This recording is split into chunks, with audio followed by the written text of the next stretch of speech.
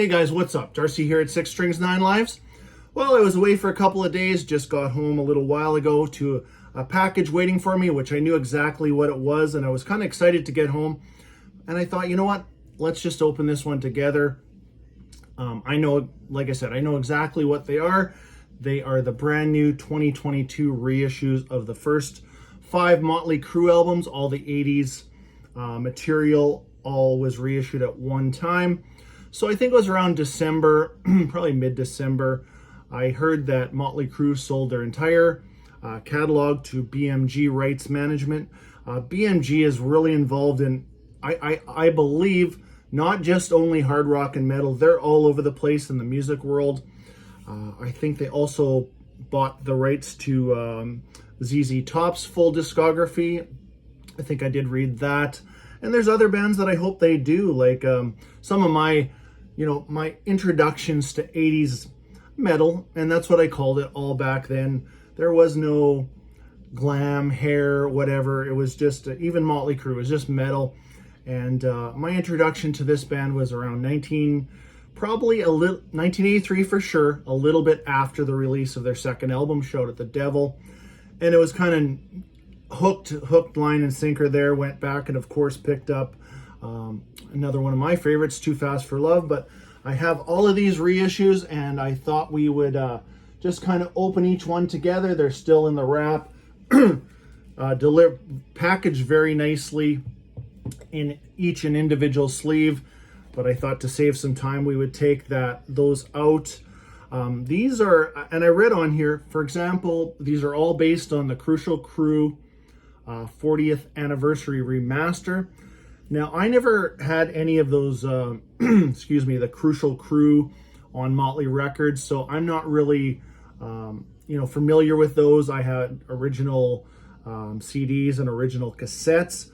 Never owned anything on vinyl from Mötley Crüe until right now, and that was kind of the appeal to me. I just like, you know what, I grew up on this stuff.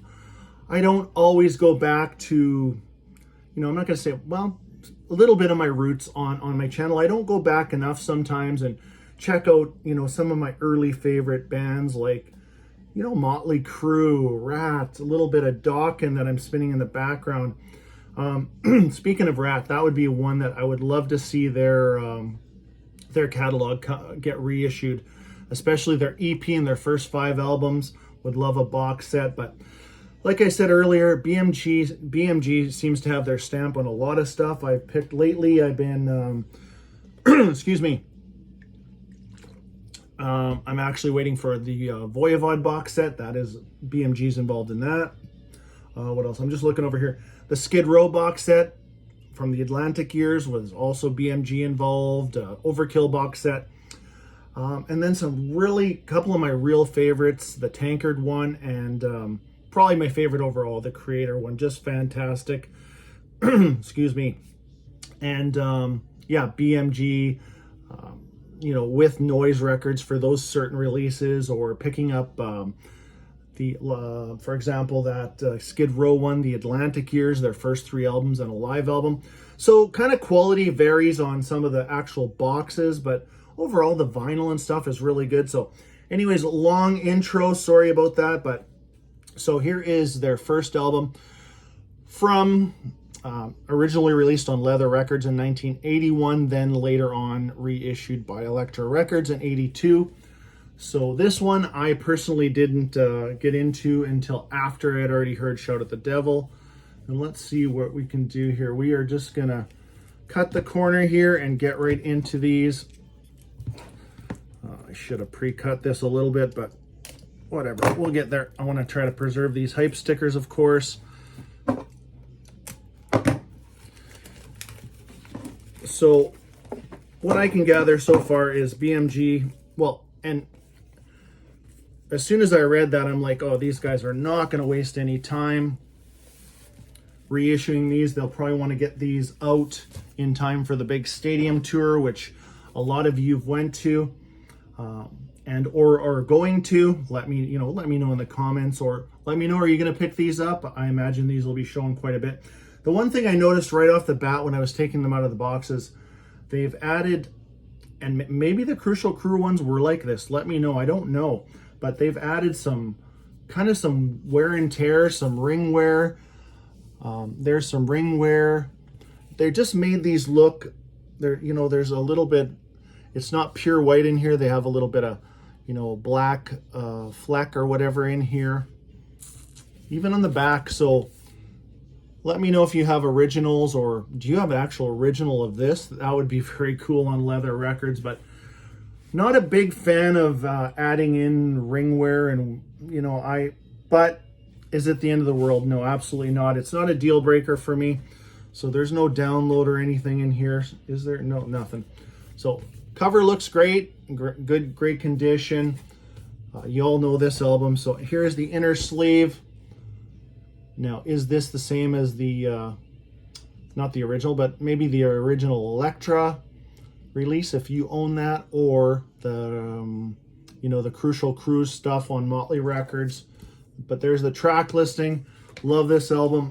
Believe these are, yes, they're all on black vinyl, but I would say, the other thing, and before I say, I was surprised there wasn't a box set of these, but maybe that's going to come later. But I would also, don't be shocked if you see these come out on another run of different colored, pretty plain Jane on the center rings. But and as far as sound, we will find out. I will let you know in a future update of what these sound like. I'm quite excited to just get these in a collection. This is, just a lot of, especially this album here, Shout at the Devil, which I'll hold up next. Oh, where is that hype sticker that I was going to read properly? I want to show you every hype sticker too, because it's highlighting a few tracks on every one. So I'm going to save these hype stickers, of course. Features Live Wire, Take Me to the Top, and On with the Show. Probably 3 of my favorite songs, but to be honest with you, I don't really see there's not even a weak track on that first album. I just love the lyrical content, the rawness of it. Really cool. Now let's read this hype sticker before we get rolling on this one. So Shout at the Devil, Crucial Crüe, first ever vinyl pressing of the 40th anniversary remaster, featuring Looks That Kill, Too Young to Fall in Love, and Shout at the Devil. All 3 videos that I saw multiple times. Much music here in Canada growing up. And this cover is a black cover, and you can probably, well, I mean, with black covers, they do get wear and tear by themselves over the years, but they managed to make this one look a little old too. So you got some ring wear in here, you got some little ring wear down here. But you know what? It doesn't look bad at all, actually. And the spine, is this actually a gatefold? Yeah, oh, this one's a gatefold. So sweet, we will show you that here shortly. There is the back cover, which all this stuff. Oh, and yeah, this is just a killer gatefold. So this was the photo on my very first Mötley Crüe cassette that I ever bought, which that version too. Cool that they made this a gatefold. It is a single disc. I think these are all single discs. So there you go. Does that look familiar? Are you can you tell me if you own any of the other ones? But there's the lyrics, and always love reading along with these lyrics too. I don't know. I just this album just brings back so many memories. That intro to, right after in the beginning, and then that guitar just shout, I just love it. Every time I actually don't get sick of that song, to be honest with you. So this one's got a red center ring, and same on both sides, black vinyl. And we will, like I said, we'll make sure that we have a listen to these and report in on this later. So here is the third album. And I think this one, it might be a little bit darker, and there is that, you probably won't see it on the camera, but it is a little distressed looking. Not ring wear per se, but just kind of, they got some lines and stuff in here too. And there's the hype sticker. So this one, Oh, they're just mentioning 2 songs. The 2 big hits on this one, Home Sweet Home and Smokin' in the Boys' Room. The 2 songs that I could care less if I ever heard again because they're not my favorites. I love the deep tracks on this album. I think this album gets too much shit, put it that way. I love it. I actually do. Favorite tracks, Louder Than Hell, Save Our Souls, Keep Your Eye on the Money, Tonight We Need a Lover. Yeah, like I said, I could absolutely do without the big hits, and it's funny that, you know, that people, you know, some fans only know the big hits and don't know the deep tracks, and I've always been a full album guy, if that, yeah, I know that makes sense because a lot of you are the same. So this, yeah, you get a better look here if you can see some of the distress in here. Probably not as bright as the original. Back cover. The track listing is actually, it's not in order. I don't think it ever was meant to be. It's actually in alphabetical order. So you start off with City Boy Blues, right down to Use It or Lose It with a little part in brackets saying C label for sequence. So another album produced by Tom Werman for Julia's Music Incorporated. So Mötley Crüe in the 80s were good for an album every 2 years. So, you know, Too Fast for Love, 81, Shout at the Devil, 83. Here we go with Theater of Pain, which I don't even mention the title yet, but not that I'd have to. But 85, Theater of Pain. Still didn't get to see them live up into this next album I did. I can talk a bit about that after too. But yeah, and then they came back with a brand new look. You know, you know what? I always liked the look that they came out with too. What else was I going to say? So lyrics, lyrics in a great picture on this side. And what color is the center ring on this one? Oh, did we show? Yes, we did. So this is the third. Oh, cool. This is just like the Electra. Cool. So black and red. Awesome. Theater of Pain, BMG stamp on there. So these came out, what, just, you know, under a week ago. And I am thinking the next batch, they'll go from the last 4 studio albums and maybe throw a live version in, a live album, like, or the greatest hits or something. And I would probably, if I was betting, probably December, they would probably reissue the rest of them. I'm sure these first 5 will sell great. These are really great companions for, you know, anybody going to see that stadium tour with Def Leppard and Poison and Joan Jett and the Crew.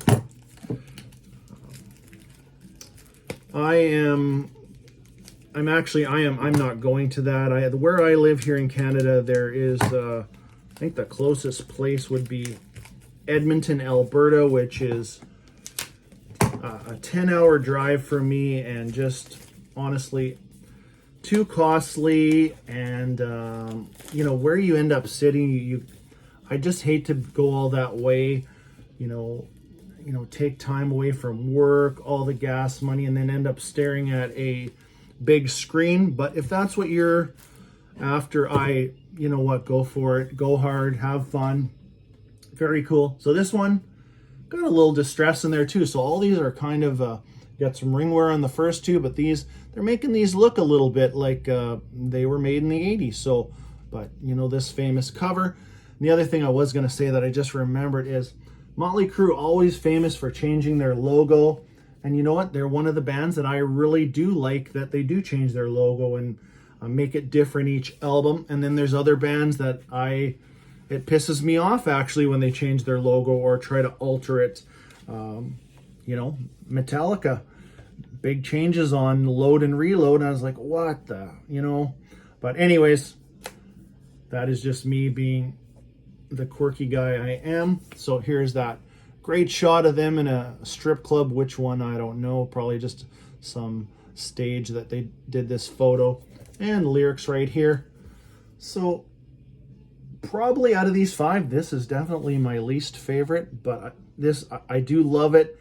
because it contains my favorite Mötley Crüe song of all, and that is Wild Side. Absolutely love that song. And part of it is, this is when I got to see them for the first time. And back then I lived a little closer to Edmonton, Alberta, Canada. So we drove a bunch of we took my dad's 1978 piece of shit van and we loaded it up and we went and we had the best time.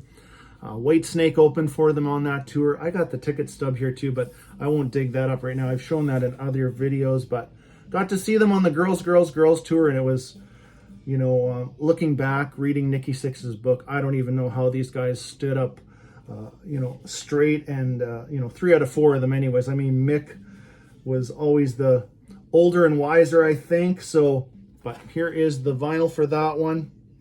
So not only is this an unboxing, it's a bit of a story time with old 6 strings here. Hope you don't mind. But yeah, I'm really glad to have these.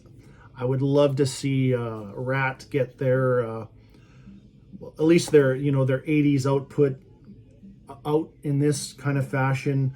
Would love that stuff, or some early Dokken. Those first 4 Dokken albums are actually I'm playing my favorite Dokken album in the background, which is Tooth and Nail from back in the day. And let's see if we can, there we go.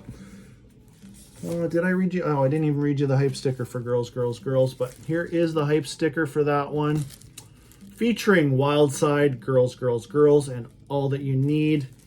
And why did I say this is my least favorite? And I mean, it's always, I got to throw this out there, it is always made me shake my head of why you would end an album with a live version of Jailhouse Rock. I think maybe, honestly, this album would have been just better without it. Leave it off. Leave it at whatever minutes, 36 minutes, 39, doesn't matter, but just leave it off. But there's some other good tracks on here. Dancing on Glass, I really like that song. Bad Boy Boogie. But I just feel there's a bit of filler on this one. But just the strength of a song like Wild Side, sometimes you can have I've mentioned this before in other videos, you got a strong track, like a lead-off single that actually could pretty much carry an album in a way. I mean, it does need a little bit of help to keep going, but all right, we almost got the wrap off this last one. Dr. Feelgood, 1989, produced by Bob Rock. You know all this stuff. This is not new to you, but here is the hype sticker, and one of the most successful albums. I mean, there's 5 singles on here: Kickstart My Heart, Dr. Feelgood, Don't Go Away Mad, Just Go Away, Same Old Situation, SOS, and Nice Ballad, Without You. So all these singles pretty strong, but I think there's a couple of weaker tracks on here too. Not as much filler as Girls as far as I'm concerned, but love this album too. And you're all going to have your favorites, because maybe your entry point wasn't Shout at the Devil. Maybe your entry point was years and years later. I love to see young people getting into these 80s, hard rock metal. It always makes me smile, I always say. So here's the cover. Maybe, what do you think? Not as bright as the original. Looks good to me. It does not look like it's not pixelated whatsoever. It's just, like I said, they've added that. I think they've added a little extra distress in here, but they made it look pretty good. There is that famous black cover with the straight jacket, not back cover, with those straight jackets on. Yeah. Rattlesnake Shake. What else? She Goes Down, Sticky Sweet. So you got some lots of sexual, overtone stuff with the Crüe back then with the lyrics. Big deal. It's all tongue-in-cheek fun. And I did show you that hype sticker. So let's show you this last. There is that inner sleeve. Great photo. This is an original photo for sure. I remember that from my original cassette, but then I soon bought, soon after, in the early 90s, I went and picked up the CD of this also. And there's the lyrics right there. And let's see what this, I would imagine, this one looks the same as the last two. No, it doesn't. Okay. So this one's just plain white. I'm not really sure why they made Theater of Pain and Girls, Girls, Girls look more like the, you know, the Electra black and red, but this one is back to that white. Yeah. So I am going to give these a spin. I'm pretty excited to, you know, I will throw them on in, you know, right from Too Fast. I'll start at the start and work my way through and try to report back a little bit down the line to you guys, let you know. Just let me know in the comments, did you pick these ones up too? Are you excited for stuff like this?